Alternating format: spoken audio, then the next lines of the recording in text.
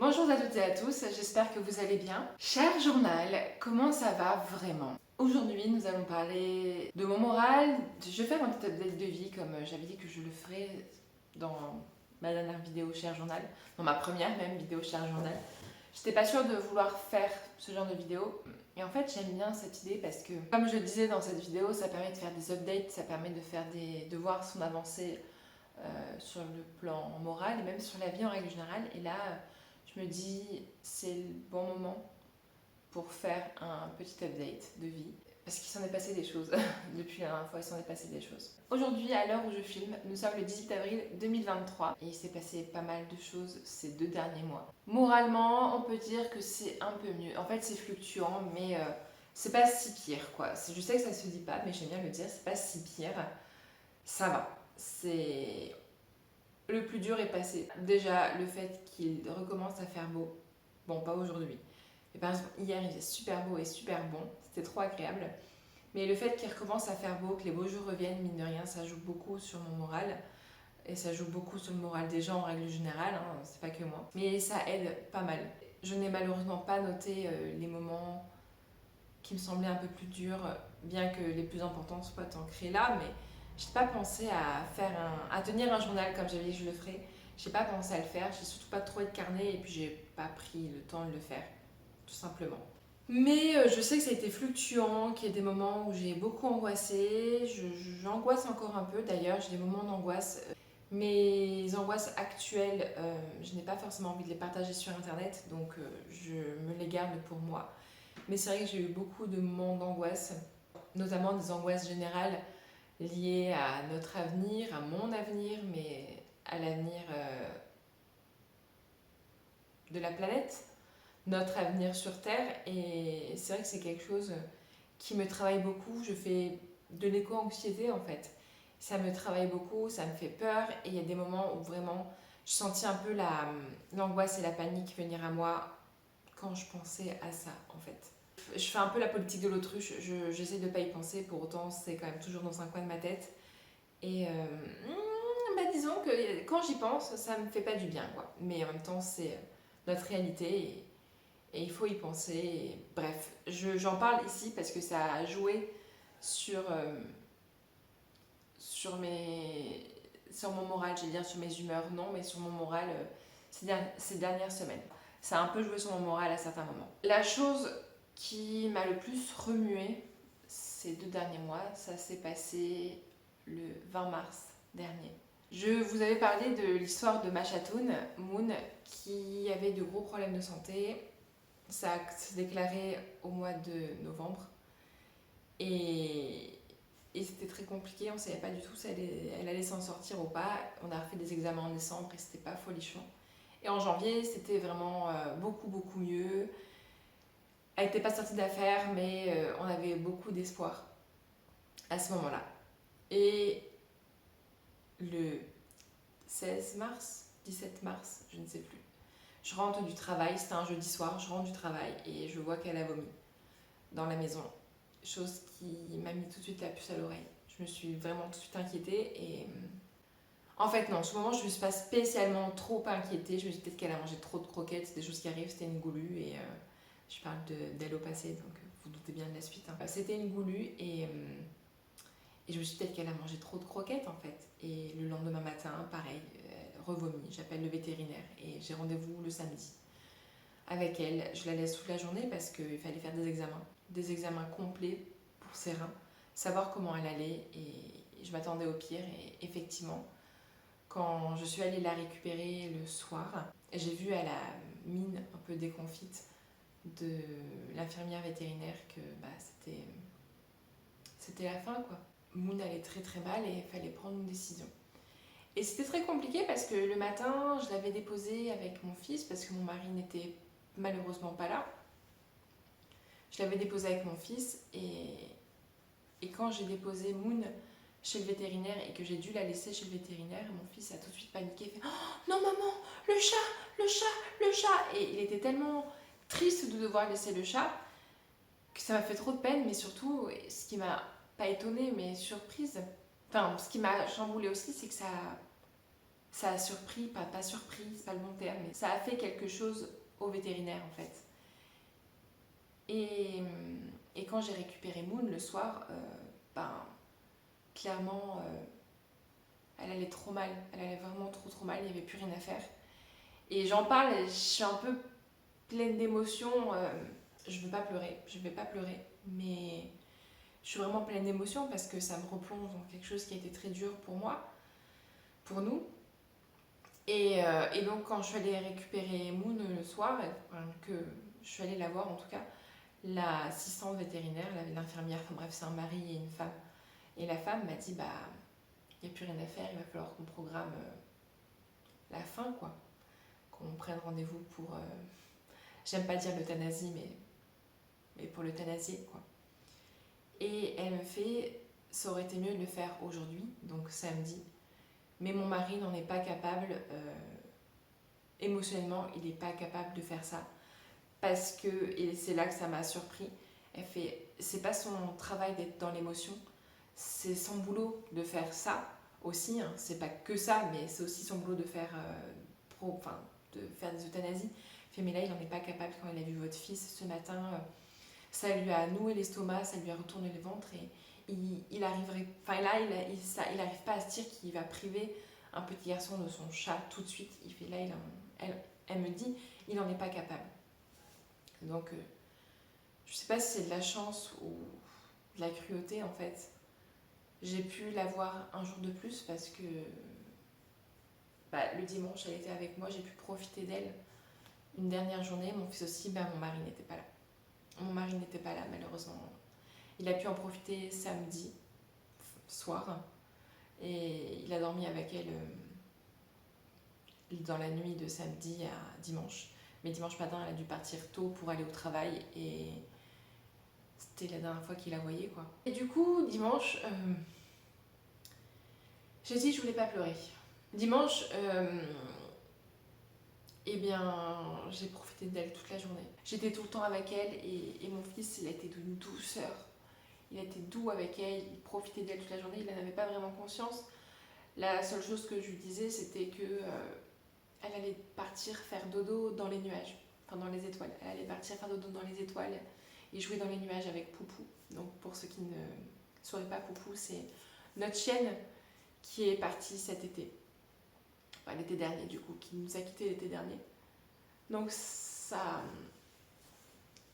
c'est la chose que je lui disais, donc il ne comprenait pas vraiment, il a 2 ans et demi, donc on utilisait des mots doux, pas des mots durs, parce qu'il comprend, en fait, il a une certaine notion de la mort, et je voulais pas que ce soit trop brutal pour lui, on ne voulait pas que ce soit trop brutal pour lui, parce qu'il a vraiment conscience à sa manière de ce qu'est la mort. Donc on a trouvé que faire dodo dans les étoiles, c'était joli et doux, comme façon de raconter les choses.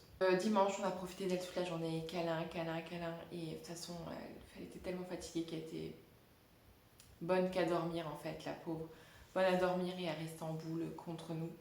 Et ce qui était drôle, c'est que, enfin drôle, triste, touchant et mignon, c'est que dès que je m'éloignais d'elle, donc pour des choses comme le coucher de James, lui changer la couche ou quoi, elle prenait toutes les forces qu'elle avait pour venir nous rejoindre dans sa chambre. Elle n'aimait pas être loin de moi, mais je pense qu'elle le sentait que c'était la fin, parce que même si j'avais pas pris la décision, moi, avec mon mari, mais c'est moi qui étais là, quoi. Même si j'avais pas pris la décision de l'euthanasier, de la faire euthanasier, elle serait morte les jours qui suivaient, en fait. C'était la fin, c'était vraiment la fin. Et d'ailleurs, j'avais vraiment peur qu'elle décède dimanche, en fait. Ça me faisait vraiment peur. Et c'est pour ça que je n'ai pas voulu la quitter d'une semaine, parce que je me suis dit, si elle doit partir, elle partira pas seule. Je serai là pour elle, quoi. Bref, dimanche, toute la journée, on l'a collée. Mon fils a été d'une douceur avec elle. Il lui a raconté des histoires, il lui a fait beaucoup de câlins. Et c'était vraiment chouette parce qu'on a eu la chance de lui dire au revoir, de profiter d'elle. Un dernier moment, une chance qu'on n'a pas eu avec Poupou, qui est morte très soudainement.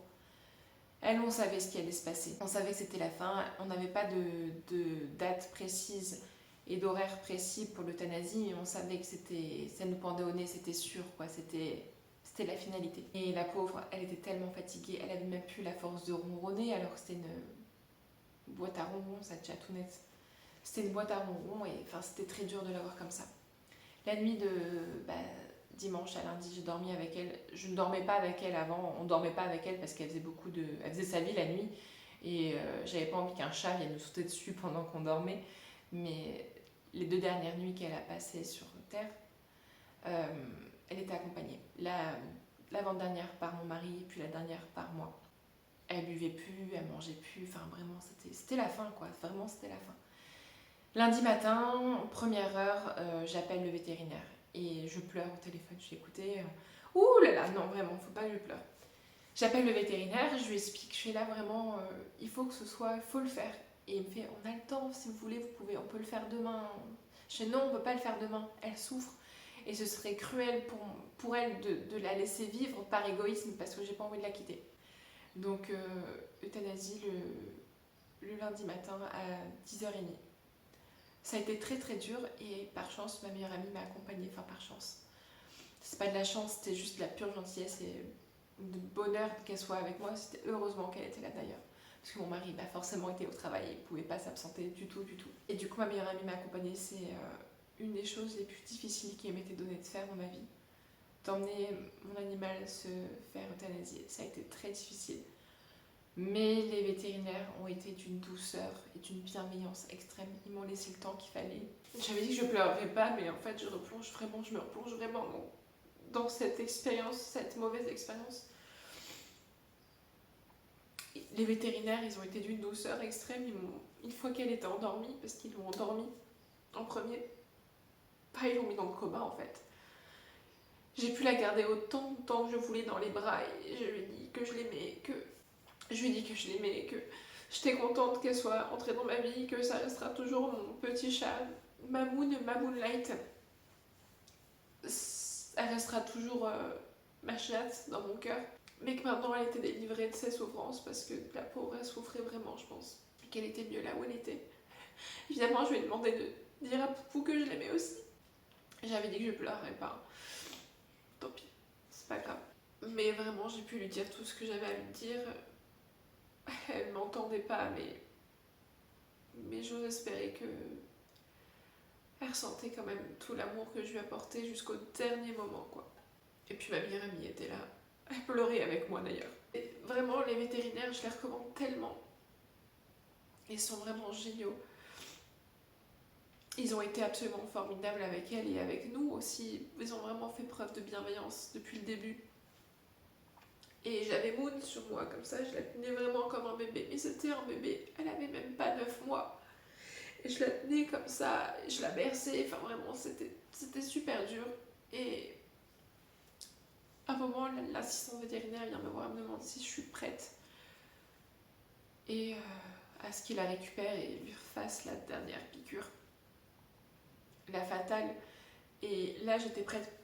Ils m'ont laissé vraiment un bon moment avec elle, mais là j'étais prête. Et en fait, elle a attrapé ma chatte avec une douceur, vraiment la même douceur que moi en fait. Elle n'a pas été brutale, elle a vraiment été d'une douceur vraiment exemplaire et ça m'a beaucoup touchée. Et donc il l'a emmené dans la salle d'opération pour, j'imagine, dans le bloc opératoire, je sais pas, mais pour lui faire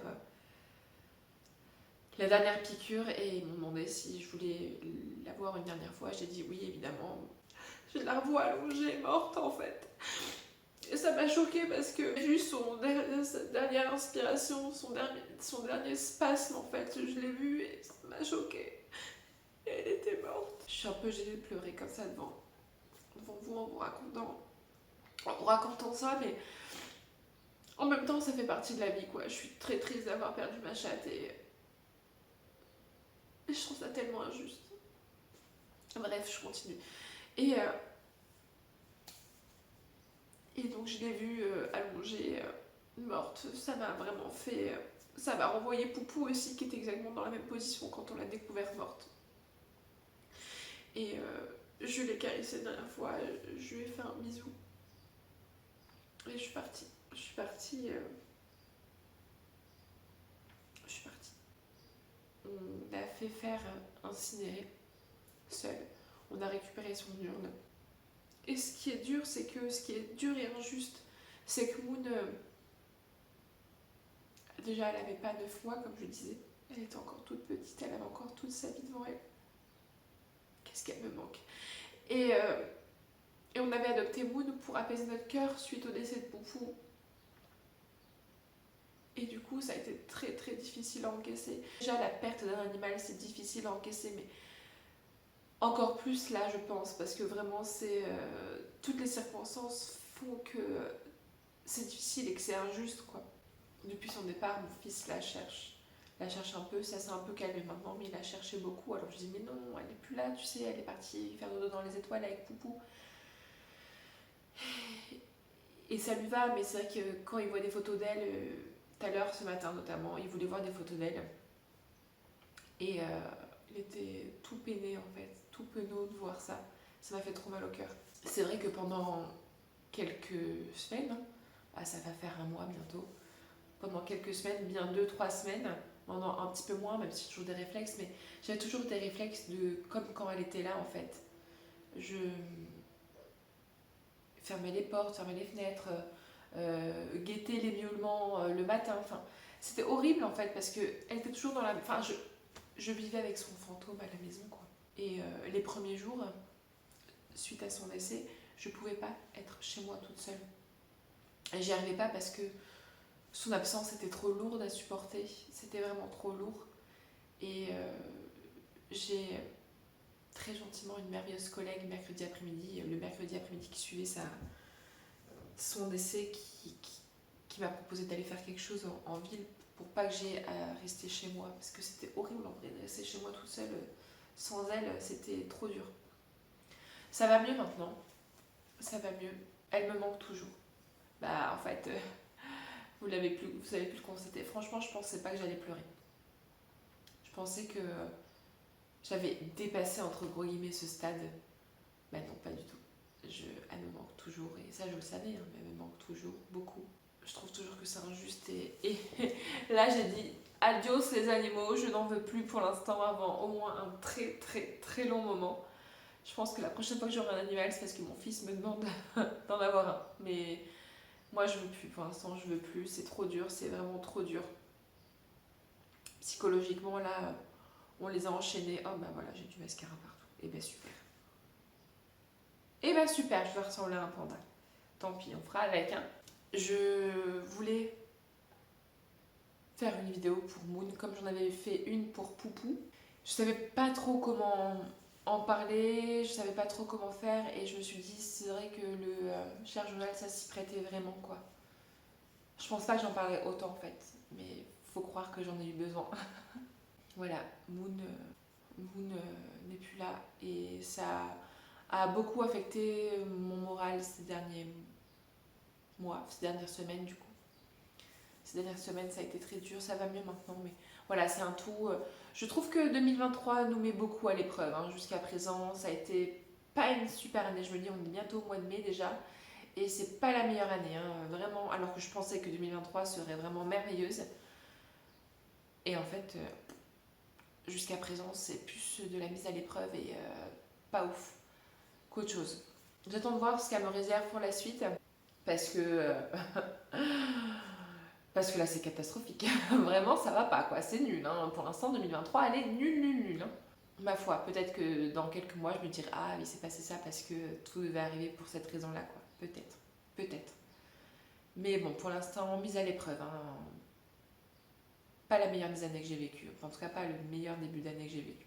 Je ne sais même pas comment clôturer cette vidéo, je sais même pas si j'ai tout dit, mais je pense que j'ai dit l'essentiel, j'ai parlé de Moon et finalement ça me suffit. Merci de m'avoir regardé, à défaut d'avoir passé un bon moment, merci d'avoir regardé ma vidéo. En attendant la prochaine, je vous souhaite une bonne journée, une belle soirée et je vous dis à bientôt. Ciao.